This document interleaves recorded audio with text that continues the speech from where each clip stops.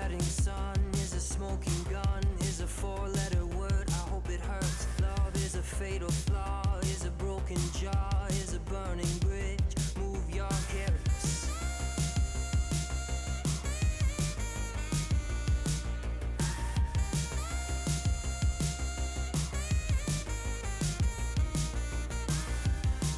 And the ghosts of the boulevard, littered with lonely hearts. City like a graveyard, once was a postcard. When you lose your wonder, and you can't remember where we were living in the days of thunder. Living in the days of thunder. Living in the days of thunder. Living in the days of thunder. Living in the days of love was a dream to have, was a king-size bed, was an escape plan, was an open hand. Now it's a dog from hell, it's a dream you sell, it's an epitaph, it's a photograph.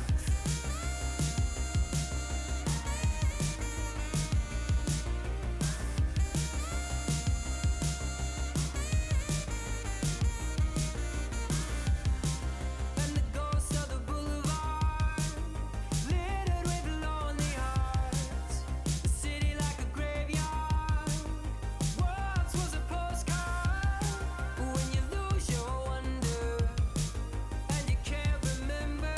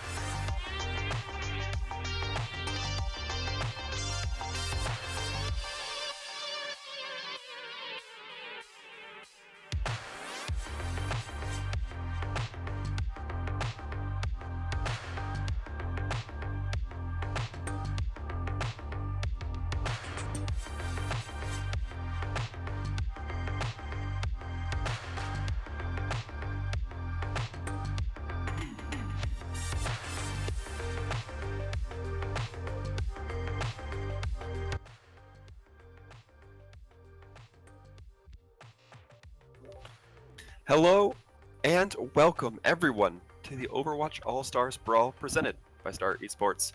We are in the middle of a double elimination tournament dedicated specifically to the Overwatch Tier 3 community. We're powered by OmniCoach, so be sure and visit omnicoach.gg and use the promo code Star Esports for 10% off your first video package order. Now, today, we are going to be witnessing the teams of Citizens go up against Phase 1.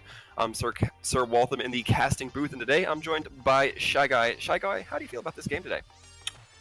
I gotta say, this is maybe the most excited I have been for any individual matchup all tournament long. We are down to the last two teams that remain undefeated in this tournament. The two teams that went head to head in the last brawl, with Phase 1 coming out on top. So these two teams are very familiar with each other. They're playing at a very high level right now, and I think that the end result is that we've got some very good Overwatch on our hands this evening. Yeah, definitely. I can hear the rubbing of hands ready to get into this juicy action. No pregame interview, but we are going to be starting off here on Ilios. We are just waiting, it looks like, for the teams to get ready to up our production to get all set. But Shy Guy, do you have any predictions as to how this might go?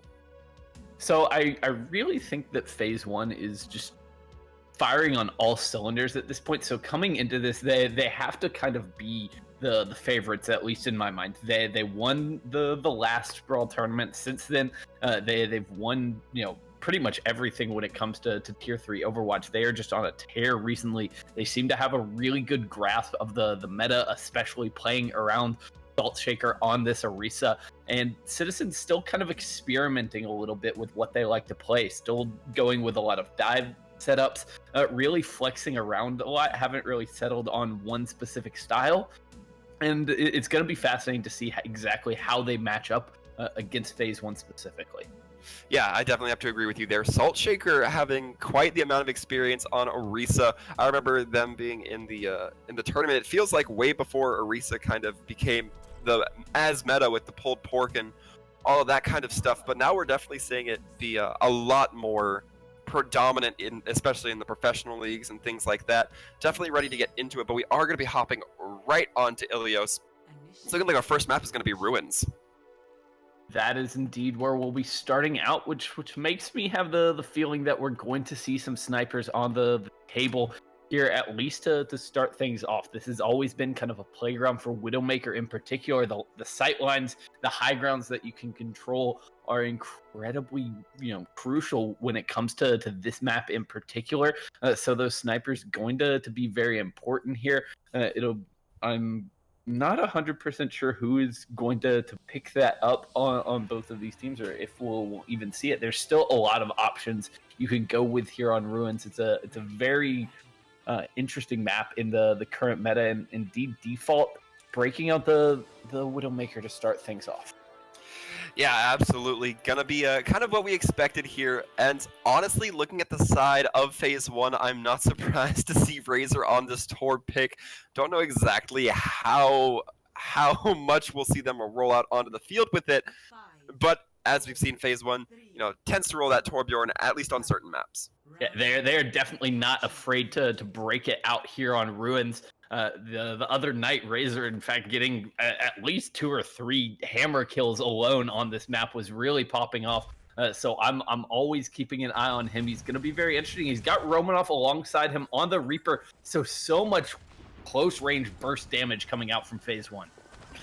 Yeah, absolutely. And this engagement is getting started real heavy already right off the bat. Not a lot of point presence, though.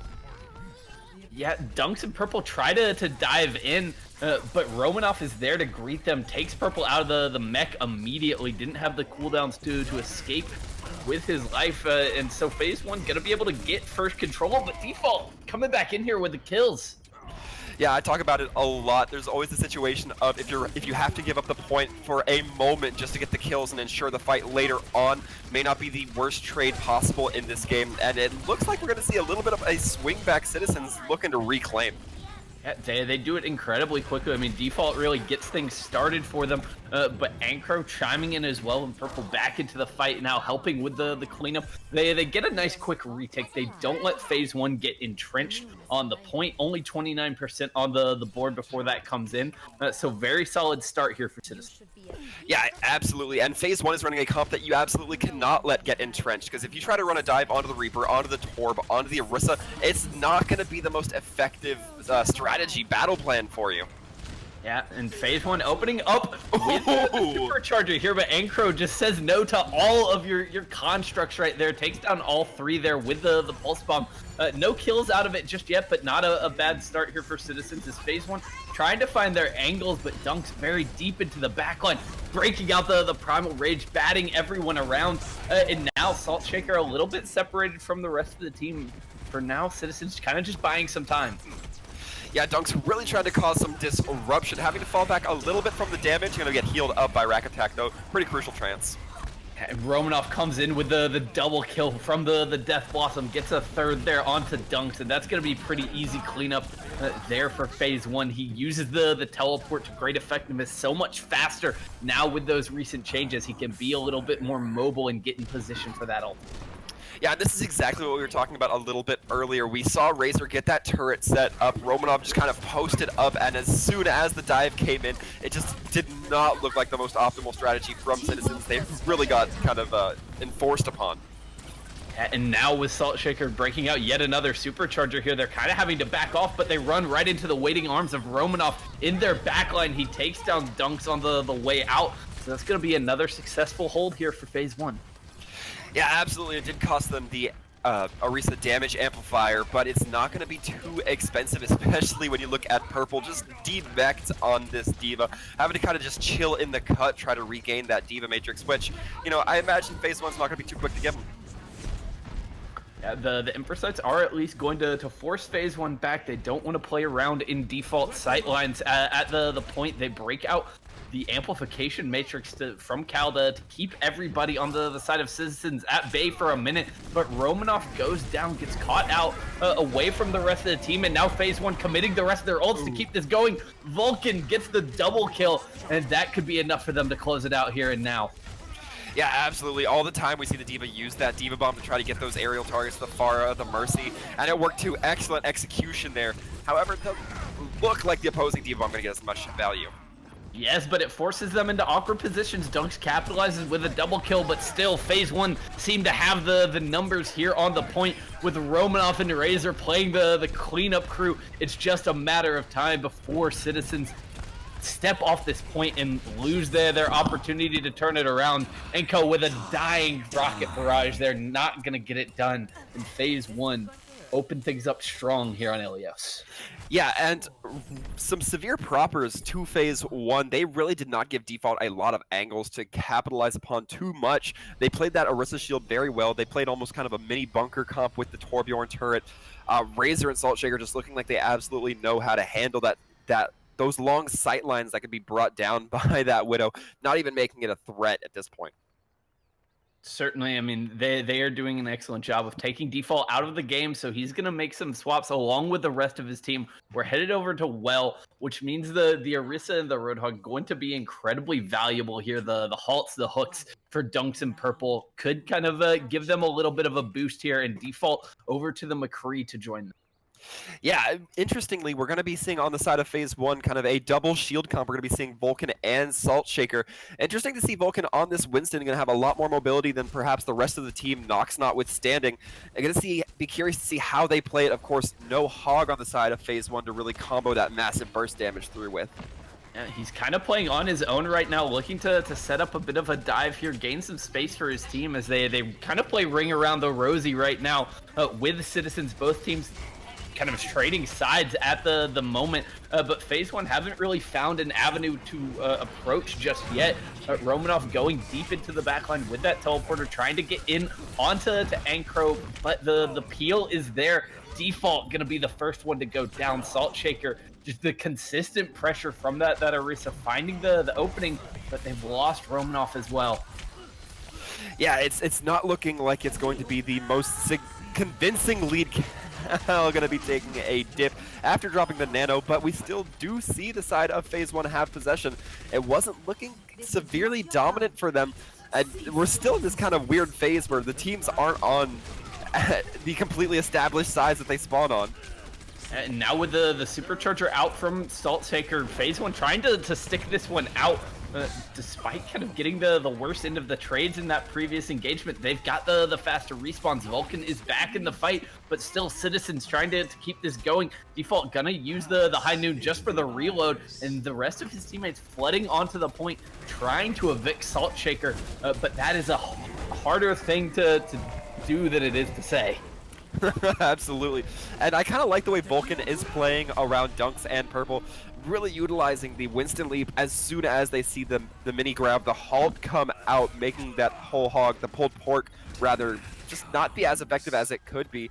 And, you know, still able to get onto the point and contest very quickly. Oh, but Romanov drops in from the top rope there with the Death Blossom, will get dealt with pretty quickly. And with Purple unleashing that whole hog, Citizens at least going to be able to get the cap here for now, but it's just these two tanks on the cart, and now Purple is all alone, so Phase 1 storming back in. They got 6% on the board. That's a consolation prize if I've ever seen one. They do, in fact, have some numbers. I think it was really wise of Purple to try to pull out there. I mean, the numbers were not looking favorable for the lone hog, so I think just to get the regroup, probably the most strategic option here.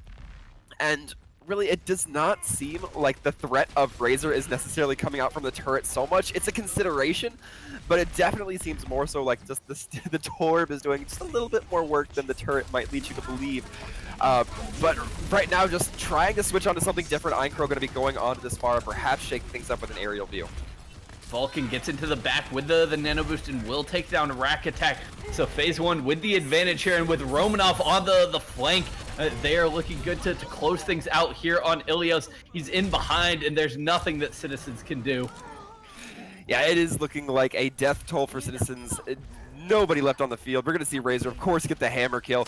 Any opportunity to get those, we're going to see it come out. You know, it's a little bit of a moral victory, but also the literal victory for Phase 1. Yes, no better way to end the win there on Ilios than with a hammer kill onto the sleeping Ankro.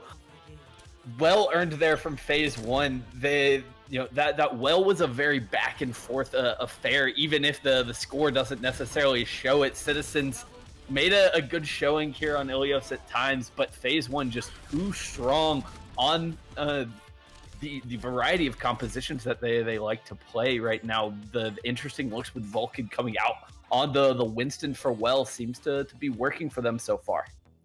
Yeah, I mean, it's an interesting comp, one that you don't see, you know, at the upmost tiers, I'd say. But I mean, you know, we're seeing it run to perfect effectiveness here, which is all Phase 1 really needs it to do. They're achieving their goal with it, and to that I say, well done.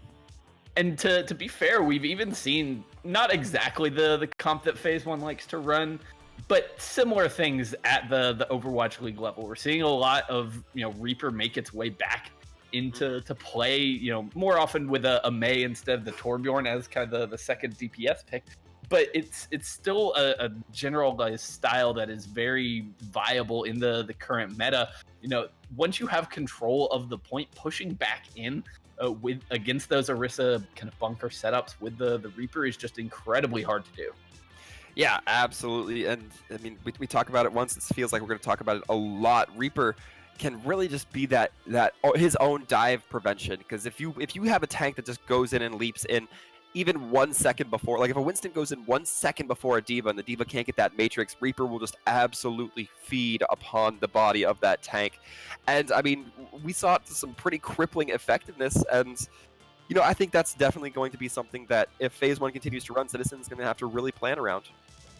I think teams, to an extent, are still kind of figuring out how good Reaper is in the current meta with the teleport changes that he's gotten. He can get around the battlefield so much more easily and in the middle of a fight, which was something that previously was just never possible. Using a teleporter in the middle of a fight was going to kind of be a death sentence for a Reaper in the past, but now Romanov can make heads-up plays using his mobility and get into the sneaky positions where Citizens might not quite be ready for him to appear, and so far it's working wonders for them.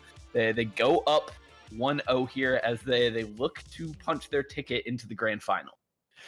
Yeah, absolutely. And now we are going on to the map pick and ban phase. It will be phase 1 to ban the next map, and they're looking to elect Eichenwald as being on the chopping block. So no Eichenwald here tonight. That means Citizen's going to be up to select a map, and it's going to be Dorado.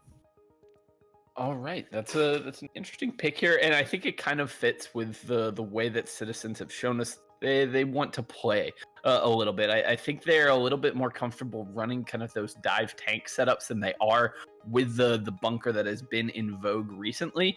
So I think Dorado will give them the opportunity to do that. Not to say that they are uncomfortable with bunker, but I just get the feeling that it's not exactly their favorite way to play. Yeah, absolutely. I would not be surprised if it continued to be if the pick just continued to go on the side of Citizens and they just completely neglected to ever pick Hollywood. We've seen phase 1 look so good on that map in every instance that I think that if Citizens have done the research, they're going to know that that's one they're probably going to want to avoid. Certainly. I mean, part of the problem is that can you name a map where phase 1 haven't looked good? Like this team has just been on a roll recently, so it's gonna be hard no matter where you take them. But I think Dorado, as good a choice as any. To be fair, Citizens in their own right, they have not dropped a map until just now in this entire tournament, so they are playing at kind of the top of their game as well. And I think they are not going to go down easy here tonight. None of their matches against phase 1 in the past have been one-sided at all, so I definitely expect a response here from Citizens as we move through the rest of the series. Yeah, one thing to kind of keep in mind as we go through this match here is that there is a very good likelihood that because we are so close to the end of the tournament, and because the loser of here will not be removed from the tournament, they're going to go into the losers bracket. We might see these teams go up against one another again. It's completely foreseeable. This, for all intents and purposes, this may by both teams just be a practice or scouting match for the other team. Yeah, absolutely. I mean, these are easily two of the best teams that we have here in the tournament, and of course, whoever loses this will only have one more game to win to get back into that grand final. So I think it's a very realistic possibility that we're seeing this game play out once again in a week's time, just with the exact same team. So it'll be it's interesting to see how they kind of feel each other out here this evening, as everyone is still somewhat adapting to the new meta. I think phase 1 kind of been a bit ahead of the curve on that one, but everyone is still trying to find their footing at least.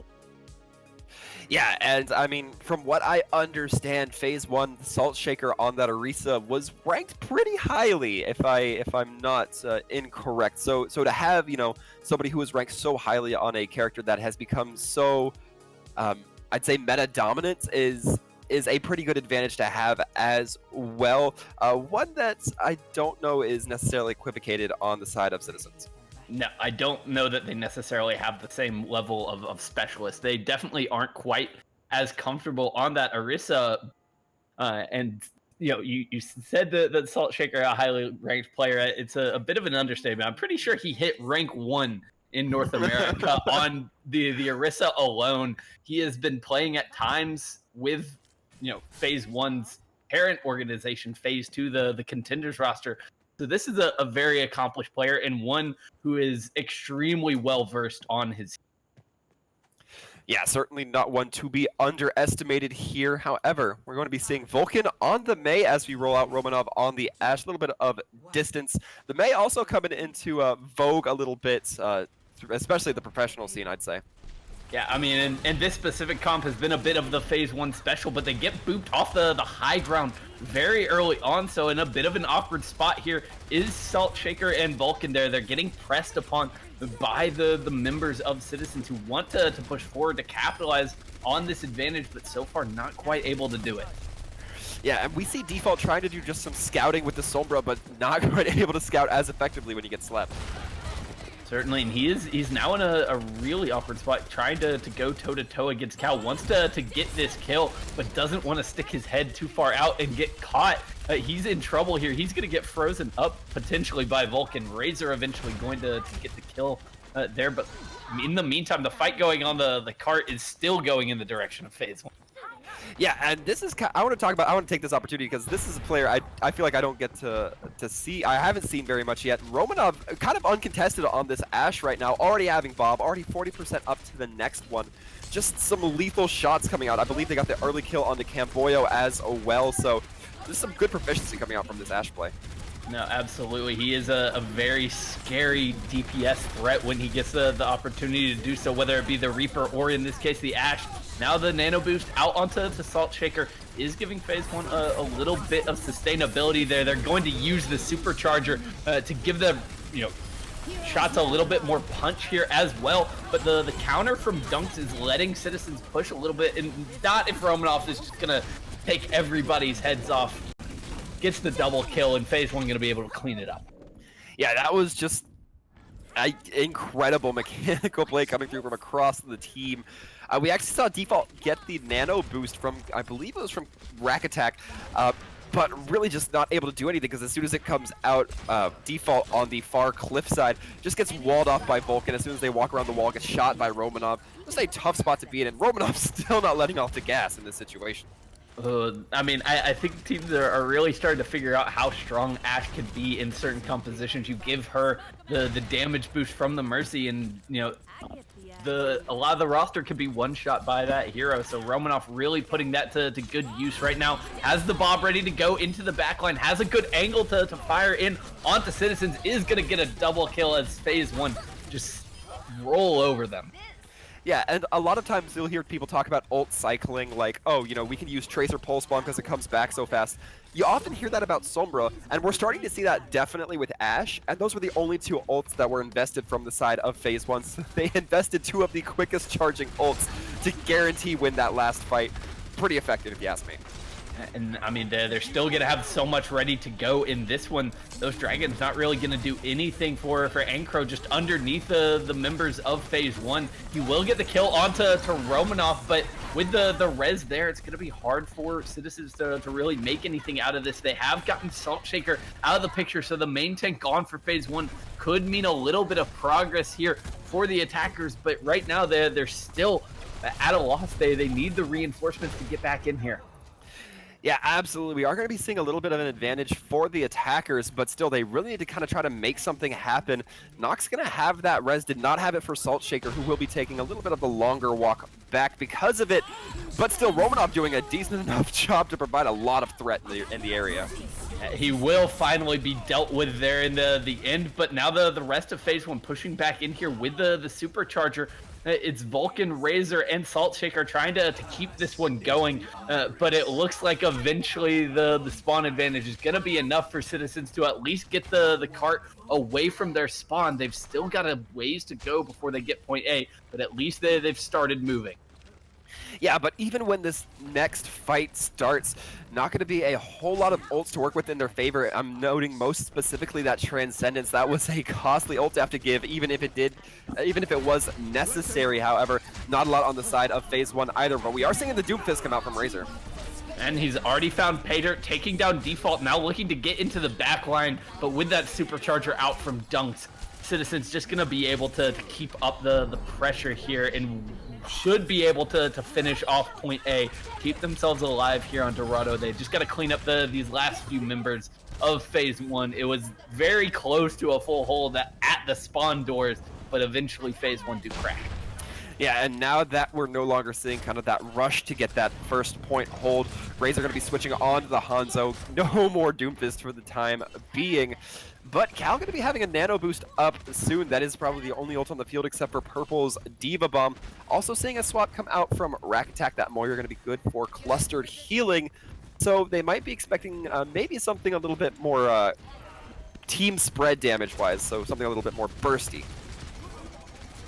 That's definitely true. They're going to throw out the bomb here to try to clear off the high ground, but phase one just uses the wall there. They keep pretty decent control of it, but have opted to fight on the cart with the blizzard coming out. Going to freeze up to here Camboyo as well as Purple in a spot of trouble. Purple will get out thanks to Rack Attack on the Moira, but that's another one fight here for phase one. Yeah, Rack Attack really had to focus a lot of their resources onto Purple just to not drop. Would not be surprised if that Moira was pretty low on resource. right about now. Saltshaker still going to have that battle bongo, as I like to call it, just ready to throw down a lot of damage should the opposing team Citizens give themselves the opportunity to be exposed like that. And already the Maywall's coming out to separate. And now the supercharger as well is giving them the punch they need to push forward, but those dragons are doing a nice job of zoning phase one away from the fight just a little bit for the time being. As soon as the supercharger goes away, expect Citizens to try to make the push, but they've already lost default. Romanov finds his counterpart with the dynamite there, and now despite that coalescence coming out from Rack Attack, Citizens find themselves down here. They answer on to Romanov. The res will make this a fight in favor of phase one for the time being, and they're trying to finish this off pretty quickly. The dragons are going to force Citizens back, and with Rack Attack going down, they might have to call this attack off. Yeah, it's looking questionable both ways, but with the Bob, it's looking like that might be the way they go, of just giving up the point for one more regroup if they even have the time for it. But really, Saltshaker got separated halfway through that fight, and I am amazed that they were able to withstand just that barrage inside Courthouse without being punished for it. Ooh, and Rack Attack takes a shot to the dome from Romanov. Can't buy really any time for his team. Purple and Default trying to stay alive on the cart, but it's a hopeless endeavor for Citizens. Even with the supercharger out, there's no way for them to win this fight. That's where the payload will stop. Phase one come up with a very strong defense here on Dorado. Yeah, it's certainly not impossible for Citizens, but they definitely need to start figuring out how to deal with certain members of the side of phase one who are just looking, you know, pretty good, pretty good if I had to put it in 2 words. I mean, what member of phase one is not looking good right now? They're all on point at the moment. Romanov really the star here so far on Dorado, but the entire team has been on a tear, and it's not too surprising. Their team coordination is incredibly on point right now. Some of the best that you're going to see in all of Tier 3 overall. Yeah, certainly is quite a treat to be sitting here watching this gameplay, and we are just going to be taking a few seconds before the teams get assembled. And while we have a few seconds, don't forget to vote Twitch MVP. Let us know who you think's popping off. You certainly have heard our opinions throughout this game, Romanov cough, but let us know in the Twitch chat below. Anyway, we're going to get hopping into it, and looking like we might see a little bit of sniping come out of Default once again. Hopefully it comes out a little bit better than Ruins. I would hope so, and we'll see exactly how phase one kind of want to counter that. If Razor sticks on the Genji, that is a nice option here to get up in Default's face, put some pressure on him. That was one of the problems I thought that Citizens really had on that last attack. They weren't really providing any kind of high ground pressure with their composition, so Romanov just sat up on top of those buildings and was free firing nearly the entire time. The Diva alone for Purple was nowhere near enough pressure on him. So now Razor playing that Genji I like, because it gives them a chance to really make Default sweat a little. Yeah, absolutely will. Both teams going to be having a Mercy to boost their snipers to get those reses in capable hands, but it's all a question of which sniper might be able to find a little bit more efficiency here. Of course, we know Romanov has the kit that's perhaps a little bit more versatile when it comes to dealing damage. So I think, you know, if we see, you know, shot for shot be the same, it might go a little bit in Romanov's favor. Yeah, Default really needs to start finding these picks, and the angles are a little bit awkward right now as Citizens just keep getting forced back. He will take down Razor, so that's a nice start. For Citizens, they're pushing forward. Encro gets launched all the way up to the high ground. In fact, is now behind phase one. The resin onto Razor is going to make this a 6v6 fight, as both these teams just kind of jockeying around the center courtyard, and Encro from behind gonna take down Cal. Yeah, and the dive from Razor onto Encro was a very dangerous gambit, but it seems to have paid off. This is looking like a very long fight, and we've seen kills come through. It just does not look like it's been kills that have been so decisive they've won the game yet. But we are seeing a little bit of a backup from the side of phase one now. Yep, Vulcan is still in here though, now going for Default, not able to get the kill after the freeze there, and will be sent packing. So default in the rest of Citizens do just enough to hold on there. And like you said, that's a long fight. That's a minute and a half gone from the time make for phase one. So the start that Citizens needed if they want to have a chance in this map. Yeah, and the important thing is phase one's already got it through underpass, which means that Romanov now going to be able to take that position up on top of that little mini bridge comfortably if they so choose. There's the Nano Blade out from Razor, going into the backline, not quite finding anything just yet. Purple there to body block for his Ana, keeping Rack Attack alive for the time being. They completely deny any value out of that ult, and Purple takes away Vulcan's Blizzard, gets the kill to boot, and Citizens turning things around here on Dorado, looking very strong as they push forward with the Supercharger. Yeah, Purple definitely looked like an MVP for this team fight. Doing the body block, doing the Diva ultimate eat. That is just some good Diva play as far as I'm concerned. Also, just kind of closing in on those final few kills with dunks. Going to be ensuring the team fight. And they're going to have Diva Bomb because of it. And this is interesting. Now we're seeing quite a few swaps. We're going to be seeing the Reaper from Romanov, Razor on kind of the trademarked Torb, the Razor Torb, as I like seeing every once in a while. But I mean, I think it's going to be about if Purple can utilize this Diva Bomb to maximum effect to separate and really capitalize. Yeah, the Supercharger is forcing Citizens back for the time being. They've tried to bait in phase one a little bit, and Purple going to come up big with that bomb. Takes down the Supercharger, the turret, and knocks for his troubles. And now phase one on the back foot a little bit here. Vulcan surrounded. Romanov asleep in the back, getting hit with the anti-nade and dealt with quickly. So phase one running out of chances here on Dorado. Yeah, it is suddenly looking a little bit shaky for phase one, a situation we may not have expected, especially considering the ult economy is looking really favorable for the Citizens. We have a lot of support ults up default, going to have that scouting ult up as well. And Aincro, of course, just having the Blizzard to lock things down a little bit more. No Diva on the side of phase one to really mitigate that snowball coming out and just freezing everybody in their tracks. And they could be in danger here. A lot of their team has moved into the room here on the left-hand side. Perfect target for Aincro to throw in that Blizzard perhaps, but they've already taken down Vulcan. That's no Blizzard for phase one in this next fight, and now they've got to push into the Supercharger. It's all falling apart here for the attackers. They're getting collapsed on, and Citizens gonna be able to come up with the win here on Dorado, it seems, as soon as they can deal with Salt Shaker. He's nanoed, but how long can he really last? It cannot last very long, especially when you're frozen in your tracks with this Blizzard coming out right onto point. Don't necessarily know where Vulcans was supposed to land, but there it is. Gonna be Citizens taking the map. We're 1-1 now, folks. Oh, that was brilliantly played from Citizens, and specifically Aincro in that final fight. He uses the wall from the May to really cut phase two in half, and Citizens able to just win out the fight from there. They get the individual picks they need. They had the ult economy to keep that going. And despite some heroics early on in this map from Romanov, it's going to be Citizens tying things up here after two. Yeah, I really have to give credit to the side of Citizens. I thought Romanov with that Ash on that bridge overpass was going to be a really valuable tool, but it just did not seem like they were able to put out that damage with the Gunslinger there. Perhaps a little too much pressure applied by the Diva, by the May, by all sorts of components coming through from the side of Citizens. You really like to see it. I'm so glad we're seeing a very viciously fought map from both sides. I was a little bit worried about Citizens after their attack round. That was going to be a tall task, but they are more than up to it here tonight. They have come to play. They are not going to go down without a fight. And, you know, we are...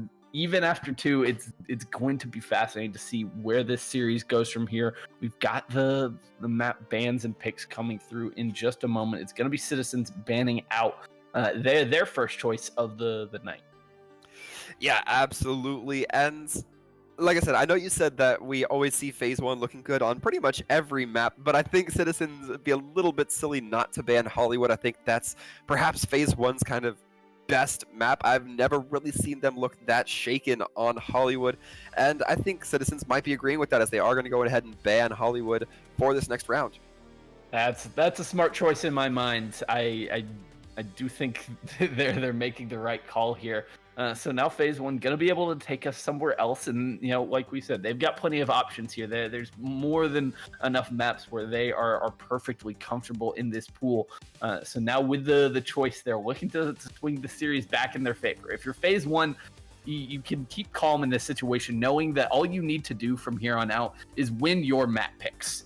Yeah, absolutely. Of course, if we go to 5 and phase 1 is 1 up, then, it's pretty much always going to go in their favor, as long as it's an odd number of maps. But it looks like Oasis is going to be the pick from them. Interesting. Well, I think they've been phenomenal on control pretty much any time that I see them.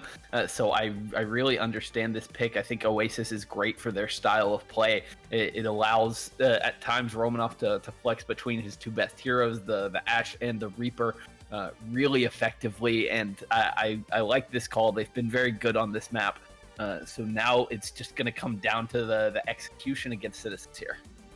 Yeah, it really will be. And Citizens, we talk about phase 1. They have definitely a set style that they like to play. I think Citizens perhaps a little bit more free form about it. They're not so set in stone, meaning that I think that they are the team that's most likely capable to adapt to what phase 1 is going to be running.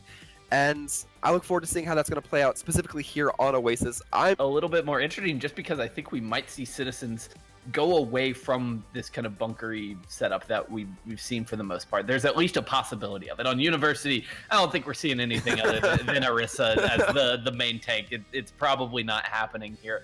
But Citizens, like you said, they have that versatility. They have a multitude of styles that they like to play.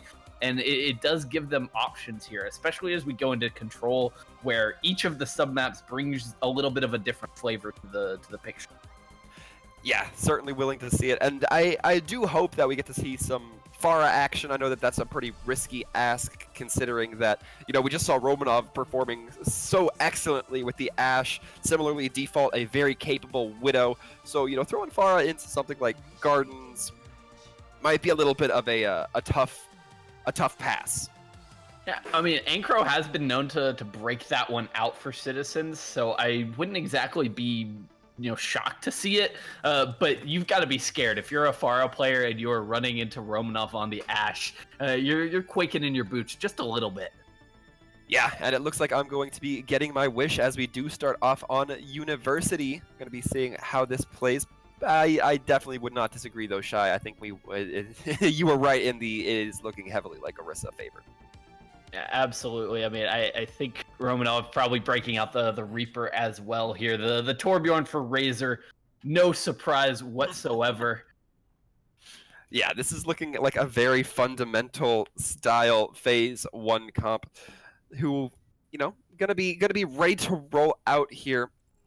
Not shipping out to be anything too different. May from both sides.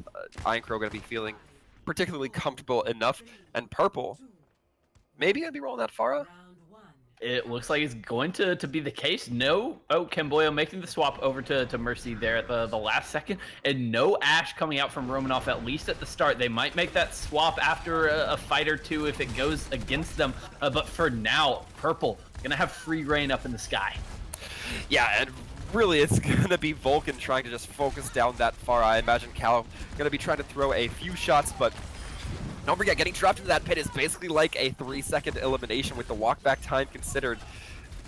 And yeah, phase 1, instead of dealing with Purple on the Pharah, they're just gonna push forward. They're gonna steamroll Citizens there on the front line. Romanov, Vulcan, and Razor just storm forward. They will not stop, and they just roll right over Citizens. Yeah, it kind of goes back to the traditional wisdom of you don't really need to beat the Pharah, you need to beat her 4v6 team at that point if she's running with the Mercy. And that's exactly, I think, what we saw the side of phase 1 do. It worked like a charm. You're going to get first possession of point and quite a bit of percentage already. 30% looking to be on the board before this fight even gets really heavily started. Already Purple giving up on that Pharah Kemboyo onto the Batiste, so they will have a ton of healing output between the Batiste and Ana as they try to push in here. Dunks walled off there from the rest of his team, hit with that biotic grenade, and Romanov eventually able to finish off the kill there without a main tank. Citizens a little shaky as they try to push in here. Yeah, and I really like kind of what we saw come through from phase 1. Normally we see the Orisa Hog to kind of combo their abilities to get some early kills, but this time we saw Salt Shaker combo with Vulcan, getting that pull, then walling off Dunks on that Orisa. It was really crucial in making sure that Citizens lost that main tank, and it really worked for him. And now Citizens about to push in here. Romanov lying in wait, but does get found out by Ankro there. Gonna get the nano boost to go in deep with the Death Blossom. Gets a sleep onto him from Rack Attack. A nice response, but still more kills coming in here for phase one. They break out the supercharger to deter any advances from Citizens, who are just having to kind of bide their time for the moment. Yeah, absolutely. Vulcan and Razor are also going to be having their ults online. Looking like they're going to be holding on to it at least for a large part of this fight. As I say that, though, Torbjorn going to be spurting that nacho cheese all over the place.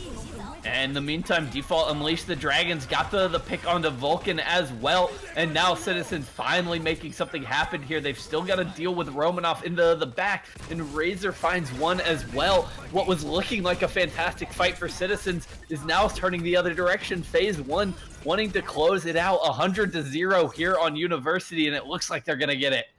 Yeah, and one thing I would like to kind of give a shout out to Cal, getting sleep darts basically getting sleeps whenever the dart is basically off of cooldown.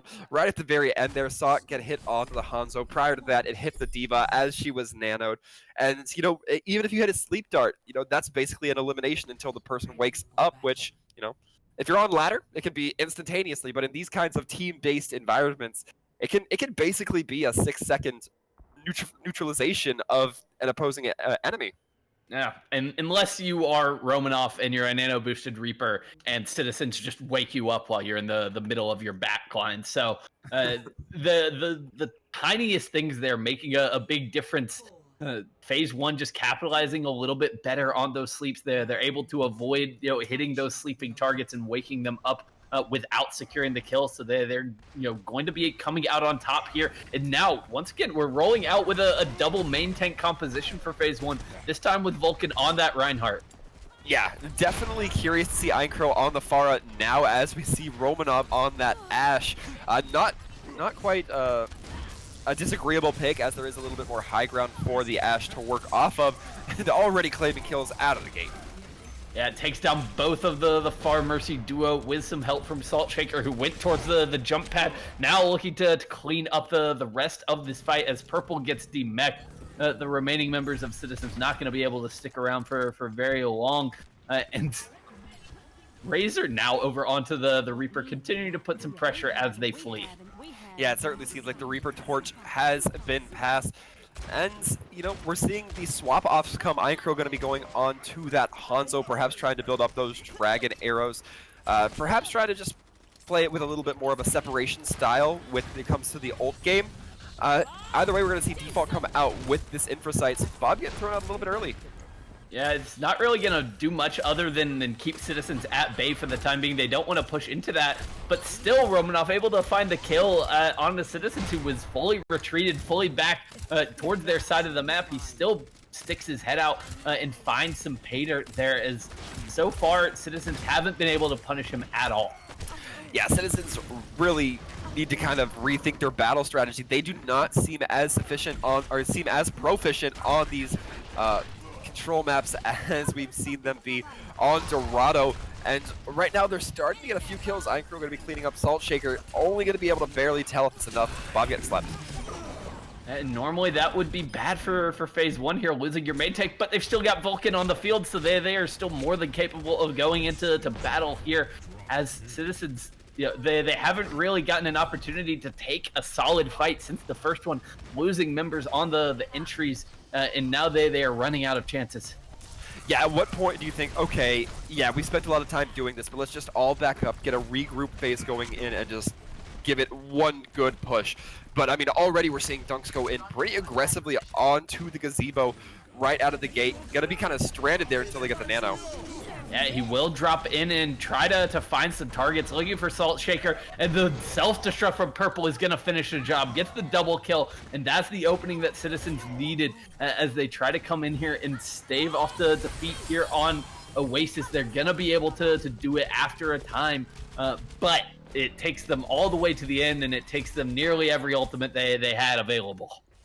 Yeah, and I mean, even still, we're not seeing the complete team kill quite yet. Romanov going to be delayed just a little bit. Going to work slightly in the favor of Citizens, as they do need to pretty much take it without it getting flipped. But we look at the ults, and there's a couple more high impact ults coming through from phase 1 that there might be on the side of Citizens. I'm looking at the Battle Bongo, and I'm looking at the Valk.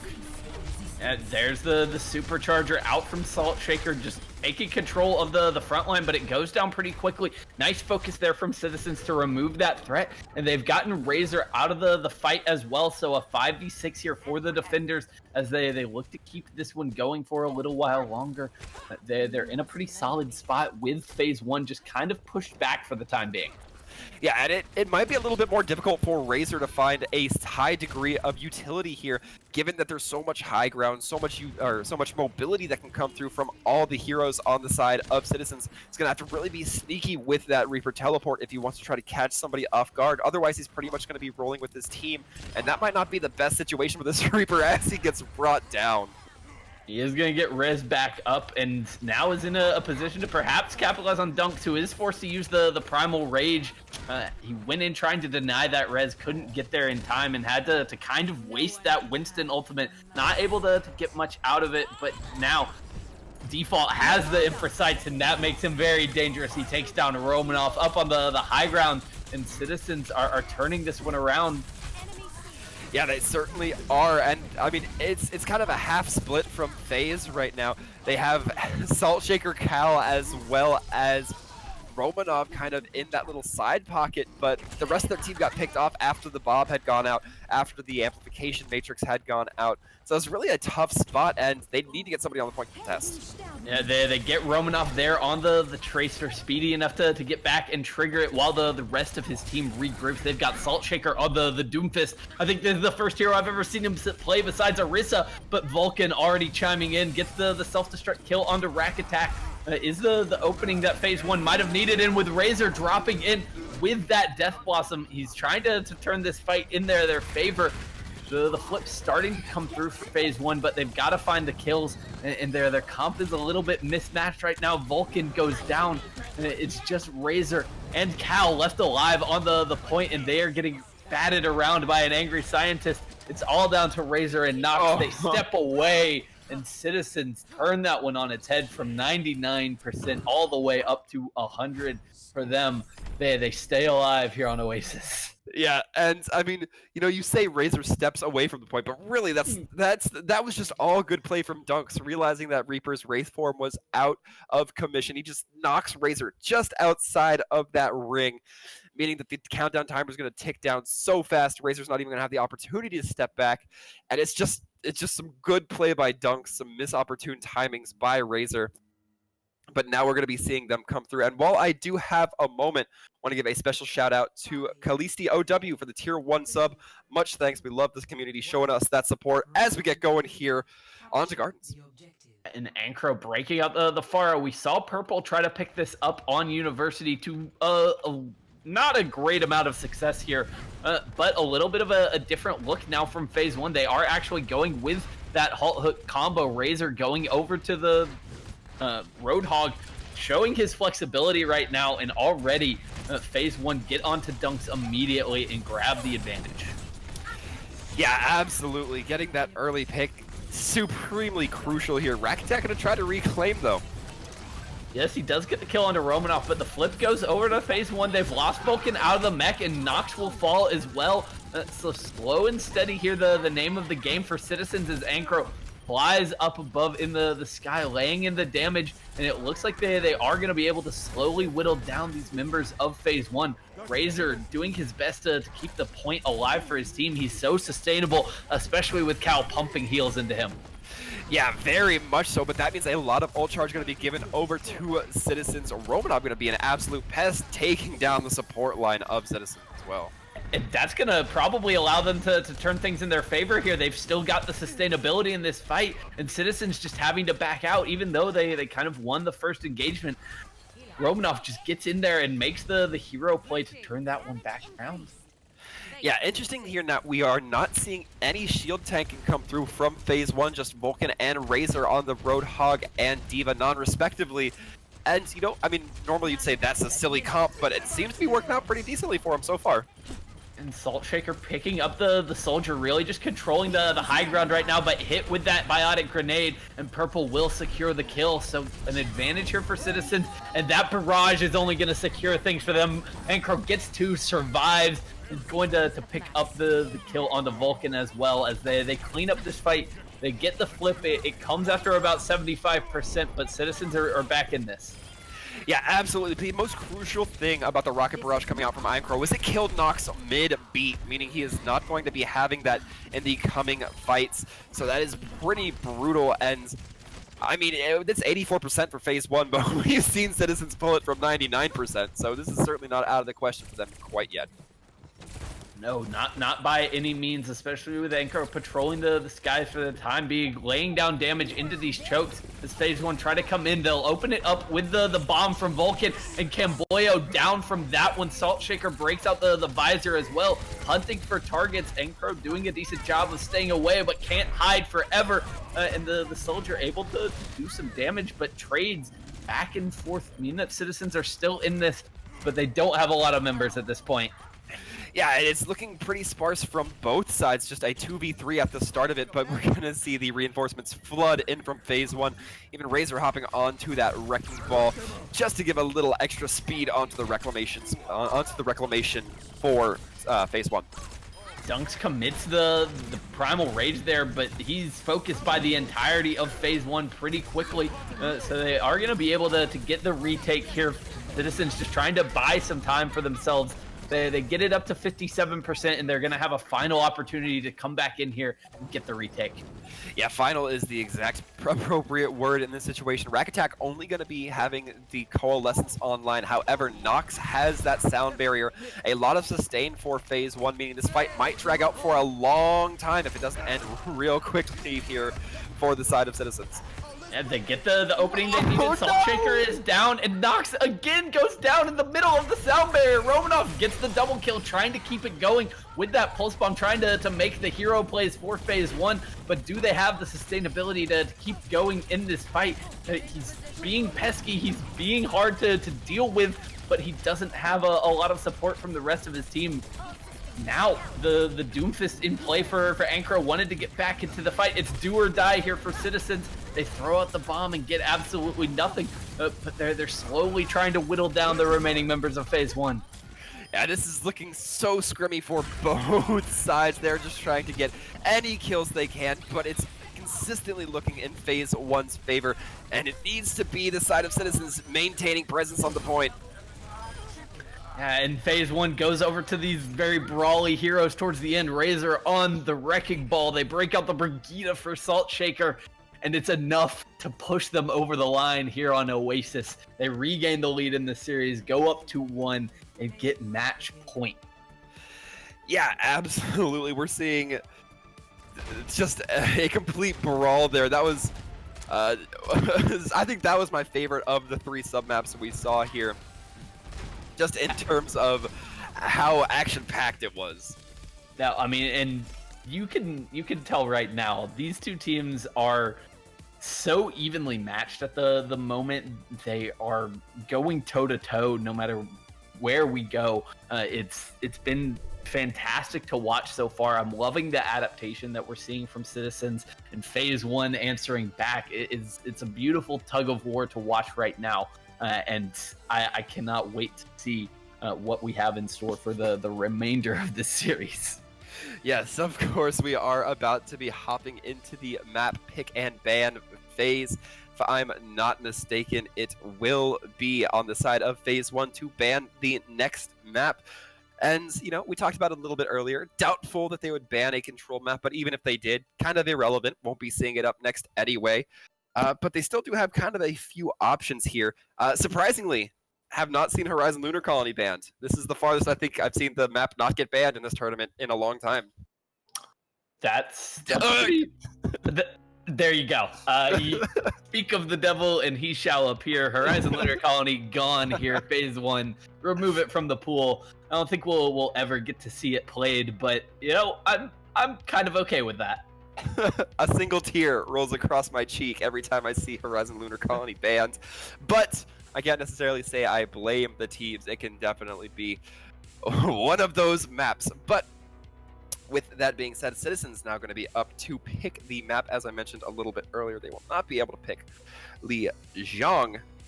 But there are still quite a slew of other maps they can pick, just to name a few. Junker, Nombani, Hanamura, and Temple, I think, are what we have left to go. Any predictions here, Shy Guy, before they pick?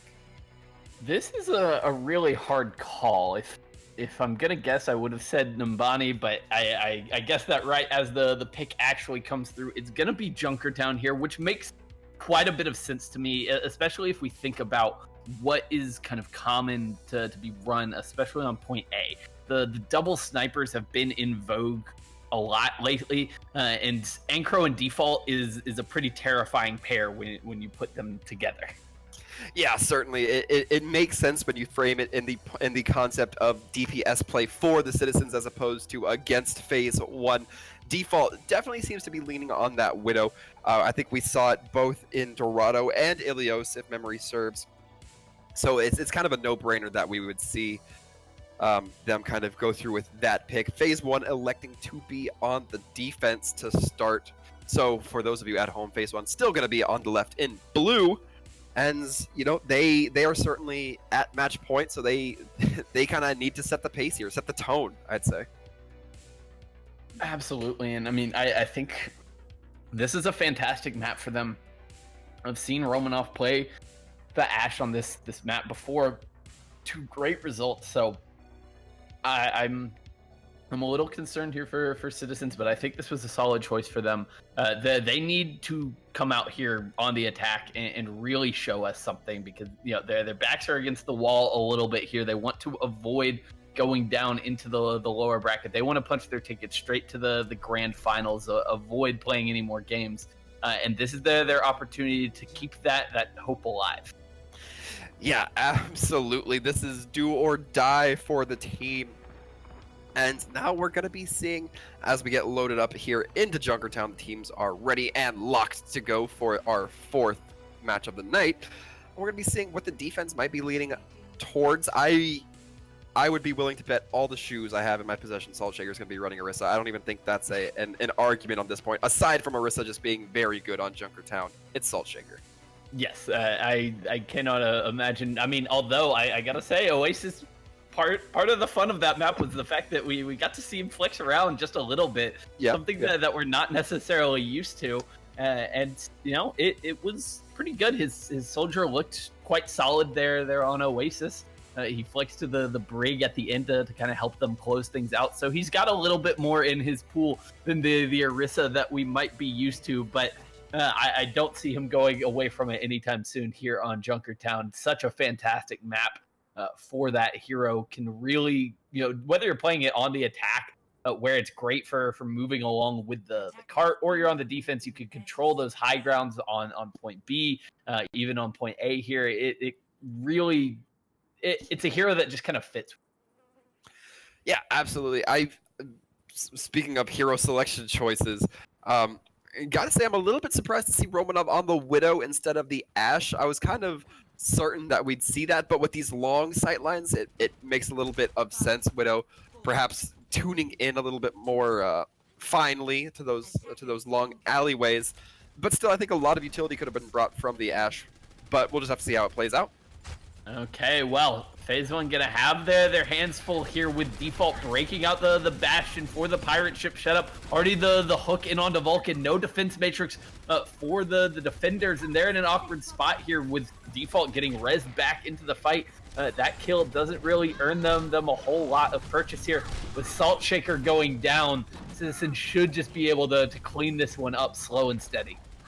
Yeah, absolutely. Vulcan gonna get yanked by the side of Einkro, brought right into the range of Default. That is not a good spot you want to be, but we're gonna have a pause. It looks like there might be a little bit of a disconnect. In fact, it will be Vulcan, the D.Va player, just gonna be popping out for a brief moment, looking like some internet issues, maybe some hardware difficulties, but they're gonna be right back in. Okay, so I'm a little bit concerned for Cal right now because he is completely alone and standing about 5 feet behind the bastion. So if citizens have noticed him, he should be going down here almost immediately after the unpause. They didn't quite see him. Now have an idea of where he is. He was looking to escape with that immortality field, but not gonna happen. Default able to clean up that kill and delay things out a little bit for phase one as they try to push back in. That dragon just completely decimates citizens. Yeah, that dragon was absolutely crucial. Camboyo popping the Valk, perhaps trying to just keep multiple members of the team alive through it. Not going to be successful in that, though. Even trying to break out the pistol just to close out, but that fight looks like it's going to be a loss for the attacking citizens. Now they're going to get a little bit of a reset. And Romanov on the second half of this first point, looking a little bit better on the Widow for their efforts. Certainly, and you know they are in a situation which is great as a Widow, where you don't have an opposing sniper on the other side to worry about. Default, the only real DPS threat for citizens right now, so they've got a lot of eggs in that basket. But now the supercharger, the amp matrix is out for both teams, and Razor gonna throw in yet another dragon strike right on top of Default. Takes down the bastion. The res might be coming in here in a second from Camboyo, but citizens not quite finding the opportunity to get that one just yet. Yeah, absolutely. We're seeing a lot of shield break attempt to come out, and a good yank from the side of Dunks and Eincro. Some good coordination coming there from the tanks, but it's not going to last for long. How did Nox just get the res off? Salt Shaker had no business being alive in this fight, but he's back. He's in a little bit of trouble here. Default just laying into him, so he won't last long, but that Mercy had no business getting the res off mid-fight. Yeah, certain that Salt Shaker's not going to be complaining about it too much. Romanov in kind of a tough position, but has that grappling hook to get out. And it looks like there might still be enough time for one fight from the side of phase one. Razor, worth noting, in the way back with that Hanzo, 90%, very close to Dragon Strike. Might have to keep an eye on that. Yeah, he's still kind of in a flanking position right now, but about to get collapsed on by the respawners from citizens. In the meantime, though, Romanov starting to pop off, finds Camboyo, and Dunk still managing to take out Salt Shaker. So the citizens able to keep moving forward. They are going to be able to figure or finish off the point here. The Bastion working out pretty well. And now how far can they keep this momentum going? Can they go take the high ground right now? That looks to be the preferred play for them. That absolutely is kind of a crucial question. How long can they keep the momentum going? You do not want to give phase one too much of an option to get nestled up. We've talked about it continually throughout this cast. But Salt Shake and Romanov, just kind of two characters that can really get cozy, nestled up, and entrenched in a specific area. We're going to be seeing the contest come through from Salt Shaker rather early. Yes, but they just wanted to avoid Default up on the high ground. They wanted to deny him that position, so they're going to kind of bunker up on the cart. In the meantime, Romanov and Vulcan coming in from the spawns are creating a bit of a pincer here as phase one just trying to hold out long enough for these DPS to find some opening picks. The hook in on the Salt Shaker is giving citizens a bit of an advantage here, but those dragons will take down Default. The Bastion out of the fight here for citizens. And phase one are trying to keep this going. They get the freeze on the Ankro, take him down. This is a really awkward fight at the moment for both teams. Is the cart just moving away from phase one? Yeah, it's really just kind of... Well, I think that citizens they're actually just going to kind of post Default right up onto it and get some progress while they're at it. This team fight's kind of flipped directions here. And man, there were so many kind of weird rotations and flips. Camboyo was at one point tucked into the front line of phase one, nobody really bothering to notice the Mercy out of position. Nor will they notice Romanov on that Reaper clapping rack attack. Yeah, he was up on the high ground, getting a little bit sneaky there, but the res is going to come in and Default fully set up on the high ground, just unloading onto the cart. Unless Romanov can come in with the flank there, they're in a lot of trouble here. He goes for the Death Blossom on the cart. Will be able to take down Dunks in the end, so a lot of presence gone for citizens here. They've got to find the kills. Ankro getting that hook onto Romanov could go a long way to finishing this one off. Yeah, we're going to be seeing Nox on that Zenyatta not last for long on the cart. but we are going to be seeing a few swaps, dunks, as perhaps previously mentioned, on the Wrecking Ball to come out. Going to be switching to the Orisa, looking like they just did it to get back a little bit faster. Still going to be riding this triple tank offensive here. Very curious. Default perhaps deciding that Bastion's not the best. Going to be debating between McCree and Tracer, but it looks like McCree... Nope, Widow's going to be the one to stick as we get towards Fidget Spinner. Okay, going back to the comfort pick here, but phase one pushing in with the supercharger. They had a momentary advantage with default still at spawn, and they are gonna press forward with that damage boost. Romanov laying in so much damage. Now they've got their triple DPS lineup back in full force and looking to close things down here on point C.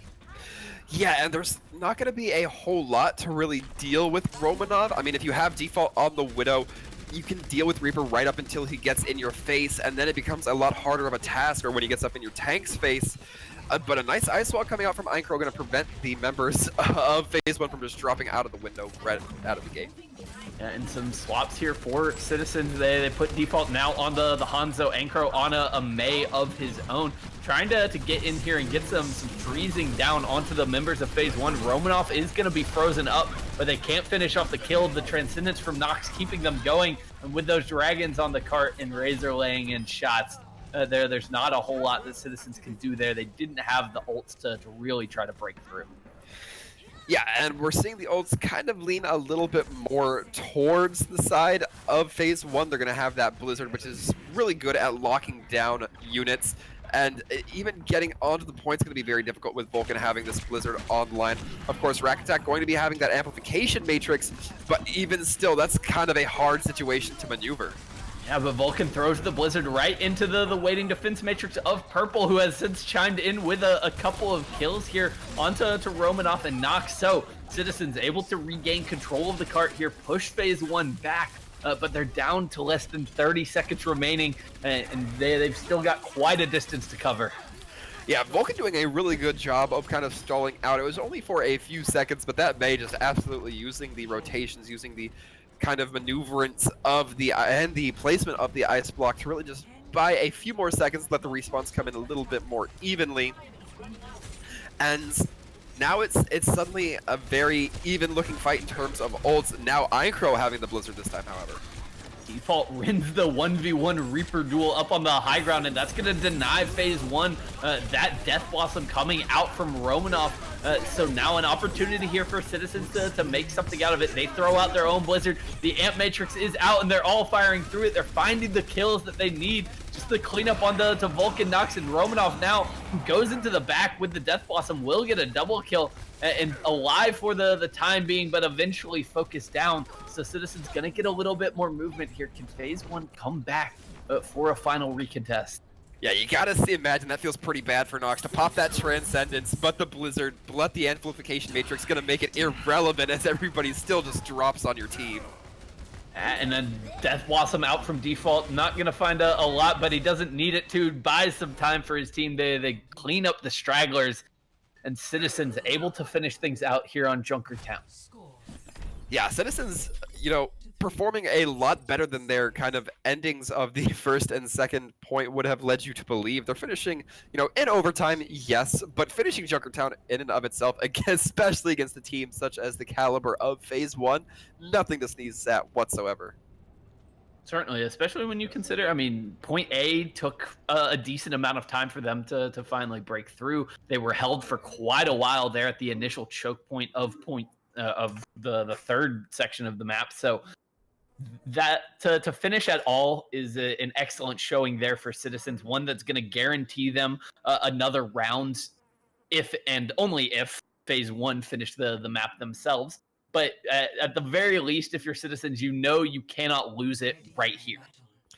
Yeah, absolutely. That being said, I'm sure they're not going to want to play too recklessly. They're going to want to perhaps try to just play optimally against Phase 1. They're going to want to, you know, trim off as much time off the clock if it does go into a second game, or a second round rather. It will only favor them the closer that Phase 1 is to that 0-0 mark as well. For sure, but now the pressure kind of shifts back to Phase 1 here, who, you know, if we think back to Dorado, had a little bit of trouble with the previous Escort map that we played here tonight. So that could be a good sign here for the Citizens as they try to force us to a map 5. Yeah, Citizen's going to be looking to reclaim it here, and we're going to be seeing Default and Romanov on the Widow. No Ash once again, but a Widow on both sides of the field. Yes, and now we finally get to see that duel between the two. Default has probably been the better Widow so far, but Romanov hasn't exactly played it, a lot, and they haven't gone head-to-head just yet. So it's going to be fantastic. Romanov gets the better of him early on. The res is there, but that buys a little bit of space for phase 1. Yeah, it certainly will. And, we're seeing the Orisa, but we don't see the Hog on either side. So not a lot of that collapse damage that burst damage, coming through. But we will be seeing the Mei from Einkrö. If they're able to build up the Blizzard, it can be so effective as we've seen historically from Einkrö. An early amplification makes out from Cal, is going to force out the ice block from Einkrö, and Default goes down to Razor. It's not going to be the Widowmaker to take him down, but he is rezzed back into the fight, so still even for the time being, but slowly and surely, phase 1 keep putting pressure on Citizens. The shield is down for both of the Orisas, and Saltshake are going to be the one to fall. Yeah, and as I was talking about Einkrö getting that Blizzard, gonna be eaten by Vulcan. However, the kill's still going more in favor of Citizens, looking to be going their way. Just in general, both, Default are going to be having the infra sites up, gonna have a little bit of a heads up as to what the side of phase 1 might be cooking for the next couple of pushes. But the Demon Bomb coming out might not be recoverable. That's only going to take out the Immortality field from Rack Attack, so Citizens still very much in this fight, but Rack Attack caught on the wrong side of the cart there. Saltshaker able to track him mid-air and get the kill. The res is there from the Valking Mercy. Both Mercies breaking out the Valk, that bomb into the back, not quite properly placed to find anything, but Purple still keeping the pressure onto Romanov, and now we've got a 4v4 on the cart. Both teams trying to win out, but the sustainability for both is just so high. Both healers and 2 tanks on the cart. Yeah, it really is kind of a question of who might be able to come in here with their DPS and get a little bit more efficiency, but it looks like that honor is going to go to the side of Citizens. Both DPS coming back and claiming their own kills. And that's finally going to turn this fight in their favor. And once again, we are starting to look like we might be seeing a hold here on point A for Citizens at this point. They did it on Dorado when they needed it most, and now they're trying to get it done on Junkertown. Default chiming in with a nice headshot there. Yeah, Nox now, however, not going to be having that res, as I believe Nox was the for the side of phase 1. Salter going to be tossed into the air like a freshly baked pizza dough. And now that Amp Magic completely blocked out by the wall from Einkrö, so Citizens still in a pretty solid position here. They need Default to find some kills, but they're throwing out the Blizzard, and it's gonna freeze up too, and the bomb is there! Yeah, some big kills coming through from Purple, but that is also heavily off the back of Einkrö. A lot of ults used on the side of Citizens, however, meaning Saltshaker is going to be the only one having a ult ready to go. Camboyo very close, however, will have that Valk probably midway through the fight. And they'll be able to match that supercharger as well as soon as Dunks gets a little bit more poke damage in. So both these teams pretty evenly matched going into this final fight. Romanov back over to the Widowmaker, trying to make some hero plays happen for his team. He has been the DPS star for them here tonight. Can he find some magic here on Junkertown? On the flank around the back, is able to deal with his opposite number. And in the meantime, the rest of the fight going in the direction of phase 1. While that res was coming in, the rest of the kills go in their direction, and they are going to be able to push through here on point A. Yeah, it looks like some minor stall might try to come through, not going to be too effective, however. And now we're seeing Citizens kind of having to back up, reconsider if they still want to run this style comp here. Looking like no switch is going to be coming through, meaning that they still will be going with the Mei and Default on that Widow. Yeah, Default couldn't really swap even if he wanted to. Didn't go down in that last fight. So they want to get back out here and reclaim the high ground as quickly as possible. Not let phase one build up some momentum. But Romanov taking down Ankro gives them a decent opportunity here. The trade on to Nox is great for Citizens here, especially as they get the res. They're all caught up in the blizzard a little bit here, and Dunks will go down. So now, without a main tank, how can Citizens stabilize? Yeah, it is looking tetchy for Citizens as we see phase one just flowing through with the kills. I would say that Nox getting picked early, pretty crucial since they did have that Transcendence in the pocket, not seeming like it's going to matter. Phase one never really looking down out of the fight until they're absolutely lost of it. And I mean, that's ideal there. If you're phase one, you needed to make good time through point through point B, so that you still have some time in the bank once we get down to the nitty gritty. Almost 3 minutes in the clock, plenty of time to finish things here on Junkertown. But Citizens, of course, going to have something to say about that. Yeah, interestingly enough, we're seeing the sim come out. Not quite sure if that's just for a little bit of dodgeball damage or if there's some greater plan with that. However, still going to be using the ult from Saltshaker to just burst through that point. Now we're seeing them kind of move forward as they ferry the cart around this turn. A lot of ults, well, a couple of ults going to be online for the side of Citizens Camp Oil, just having gotten off the back end of that Valkyrie. Certainly, but a lot of ultimates about to be online for the side of phase one as we come into this card. They've still got that Transcendence that they had all the way back on point B. The Blizzard coming up for Razor and Romanov nearing those sites. So they've got the tools to push forward here, but they're split off a little bit by this Blizzard. The Trans going to be enough to keep phase one in this fight. The body blocking from Nox is beautiful, keeping Vulcan up in that fight long enough to get the wall off, and now they are just storming through. They've got Citizens on the back foot. Yeah, Razor and Saltshaker been really good at coordinating these May freezes, the blizzards, the ults in general. Saltshaker, whenever they see an opening, they claim it. Speaking of claiming it, they're going to claim third point with quite a chunk of time left on the clock.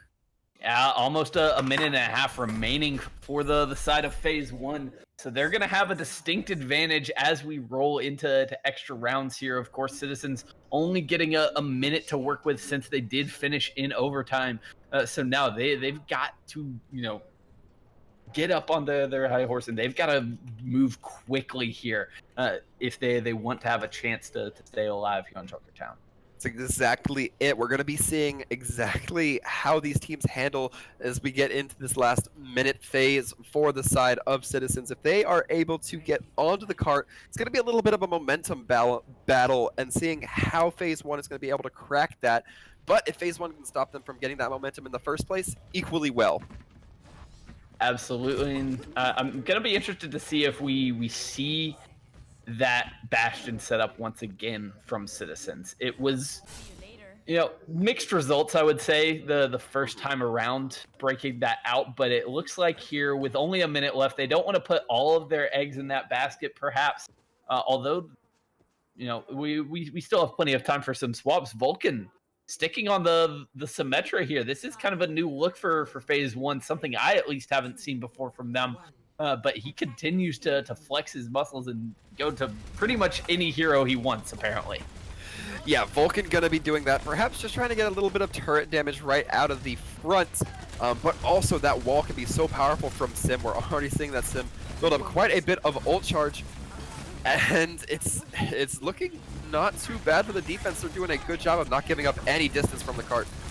They just want to hold at the spawn. This could be a little bit risky here. They've got to win the fights decisively. They can't afford to really be trading here, but so far they aren't. They take down Default. Ankro will fall as well. And now, do Citizens want to stick around in this fight, or can they retreat to spawn to try to regroup? They're going to stay around, but that wall out from Vulcan kind of separates them, and now they're starting to get collapsed upon. Yeah, this is looking very gross for the side of Citizens. We're going to be seeing Default go onto that Bastion, only to swap off, go onto the Reaper. Getting a little bit of stall time onto the cart. Just does not look like it's going to be enough. The very forward hold definitely seems to have paid off for phase one, as they're basically not going to give up a single meter. That is unreal. That is not something you ever get to see in Overwatch. The hold right at the spawn doors, zero movement whatsoever on the cart. So now, Citizens, they have no choice. They have to defend that far forward, and they have to full hold just to get the tie, just to force us to a map 5. Yeah, that is ugly to say the least. It is looking so favorable for the side of phase 1. They have 2.5 minutes to get it literally any distance. It's breathtaking to see moments like that happen. Normally when you're on these escort maps, you've got the little box of victory. I don't know if it even happens when you move 0. There doesn't seem to even be a box on the ground. That's the situation that we're in right now. Phase 1, all they have to hope for is if Citizens step off the cart for even a millisecond, it's over. Yeah, and we talk about how Citizens are, a very versatile team, but is this a situation you can ever even really prepare for? I mean, we're seeing dunks come out on the Reinhardt. They're probably going to try to get up close to spawn and just swing on them with that big old German hammer. Default on the Zarya, looking a little reminiscent of our GOATS style days. But I mean, it's looking like they're just going to go for broke with the supports and tanks, just trying to stay on card as long as possible. Yeah, they have to, but they also have to pay attention. They are going like they're trying to be a little bit sneaky with the defense holding up in the side room, but this is a dangerous game. You step off for a second as dunks and the cart could be gone, the game could be over, especially with Razor up on the high ground. That's exactly what happens. They step back. Vulcan is there to move the payload, and phase 1 get the win. Yeah, that was rather quick from phase 1. And a big anti-nade. It didn't really play out too much. Nox, I think it was, hit a 6-man anti-nade because they were all just clustered in that small room, that small building. And that's really kind of the risk you take when you play there. To go for it, it was always going to be an incredibly long shot at that point. So no real disrespect to Citizens. That was an impossible situation to have put yourself in. They needed something on the attack, and they just didn't get it. Phase 1 come out with that aggressive defense. It was a bit of a risky play, but it's one that really makes for kind of an easy win in the end when it works out for them. Yeah, absolutely. And it looks like we are going to be having somebody from the side of phase 1 pop into the caster chat with us just to have a few words on their victory over the side of Citizens. And with that, it's sounding like it's going to be Salt Shaker. So we will be seeing them in the chat here in just a few moments. But before they hop in, don't forget, while we have a few moments before announcing it, throw your vote down in for the MVP down at the bottom of Twitch chat. Let us know who you think is doing great. We'll read the results at the end of the cast here tonight. And with that, it looks like, is this Salt Shaker hopping in? What's up? Hey, Salt Shaker, how are you doing today, my friend? Doing pretty good. I got to play Soldier. Yeah, I wanted to ask you about that. This is the first time, I think, at least personally, that I've ever gotten to see you flex off that. You played a little bit of Brig, you played a little bit of Soldier there on Oasis. Yeah. How does it feel? It was pretty good. I was just like, you know what? I'm gonna run to point faster. I was just like, what hero could possibly do that? So I just picked the one that could run. And I just walked in. Fantastic. I mean, I think it definitely seems to have panned out for you there. Now, a little bit, before Junkertown, me and Shy Guy were kind of having this conversation about how, Citizens were picking, non-control point maps, and you guys seemed a little bit more in favor of those control point maps. Is that something you guys tend to favor, or is it just, hey, this is a little bit more deathmatchy style, so we can play this and just do our own thing? Well, Koth is just fun. I like playing it. The boys like playing it, so we just picked Koth. Certainly shows, and I think the skill that you guys brought to the table kind of showed on it as well. Thank you. Yeah, so I'm kind of interested. Citizens, I think, are a team that has kind of avoided going all in on the meta, perhaps in the same way that you guys have. They don't play nearly as much Orisa as a lot of other teams that we're seeing. Is that's something that you guys had in mind before the series, or kind of what was your plan for dealing with their kind of divier comps? for dealing with dive, we just kind of like played Reaper counters tanks, the huge, and then versus whatever they were running, I was just like, hey Vulcan, you know it'll be really funny? And he's just like, what? I told him to go sim, so he went Symmetra, and yeah, he just held left click and they all died. Now that you bring up the Symmetra, I got to talk about Junkertown here for a moment, Salt. This is the first time I've ever casted a game where I've seen a 0-meter hold on any escort map. Was that something you guys kind of had a tactic for, or was it just like, let's just get super No. aggressive, stop them from getting set up, and see Yeah, how we it... were just like, let's spawn hold with sim, it'll be funny. Like, let's have the turrets at the door, see who's the first idiot that walks through, and it just worked. Yeah, I think that it was a treat to watch. It was definitely enjoyable to talk about. So I can only imagine what fun it was for Vulcan to be able to bring that out. Yeah, he likes playing sim. Well, we love to see it, and I love to see the versatility that Vulcan kind of especially brings to the table. You know, talking about him, what does it do for your team to have a player who can shift roles in the way that he does, going from DPS to off tank to main tank at times? Yeah, having a player like that, we pretty much just, it allows everything to happen, because we don't have to swap somebody who's not comfortable playing something, because he's good enough at everything. So like, even if he's never played it before, he could just kind of like wing it, it'll be fine. So having someone like that's super valuable. Certainly would imagine. So speaking of kind of that teammates, I guess the teammate work, I noticed, at least it seemed, this may have just been incidental, was there a lot of communication between you and Razor, particularly when Razor was playing that Mei? Because there were a couple times on Junkertown where I saw you guys seem to be really in tune with, hey, I'm going to pull them into the Mei Blizzard, or I'm going to pull them into the Dragons, or what have you. To be honest, I honestly didn't hear Razor most of the last match. I just kind of like howistered the pull as he hit the Blizzard. Like I hear the voice line. I just monkey brain presses right click. Well, if it works, I don't think you can argue too much with it. Yeah.